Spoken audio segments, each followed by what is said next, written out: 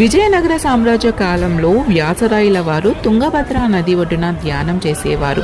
వ్యాసరాయల వారు చిత్రకారుడు. ప్రతిరోజు తాను ధరించే గంధంతో ఎదురుగా ఉన్న ఒక రాయి మీద ఆంజనేయ స్వామి రూపం చిత్రించేవాడట.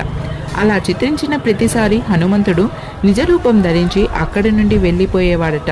ఇది గమనించిన వ్యాసరాయల వారు హనుమంతుని శక్తి వేరొక చోటికి వెళ్లకుండా స్వామివారి ద్వాదశ నామాల బీజాక్షరాలతో ఒక యంత్రం తయారు చేసి దానిలో ఆంజనేయ స్వామి వారి నిజ రూపాన్ని చిత్రించారట. దాంతో స్వామి ఆ యంత్రంలో బంధింపబడి అందులో ఉండిపోయారట. కర్నూలు జిల్లాలో ఉన్న చిప్పగిరి మండలంలో శ్రీ భోగేశ్వర స్వామివారి ఆలయంలో ఒకరోజు వ్యాసరాయలు నిద్రిస్తూ ఉండగా ఆంజనేయ స్వామి కలలో వచ్చి, నేను పలానా ప్రాంతంలో ఉన్నాను, నాకు గుడి కట్టించు అని చెప్పాడట. మరి స్వామివారే స్వయంగా అడిగి కట్టించుకున్న గుడి ఎక్కడుందో మీకు తెలుసా? ఆ గుడికి సంబంధించిన పూర్తి వీడియో లింక్ని కింద ఇస్తున్నాను, వెళ్ళి తప్పకుండా చూడండి. అలాగే ఛానల్ సబ్స్క్రైబ్ చేసుకొని సపోర్ట్ చేయండి. Thank you for watching.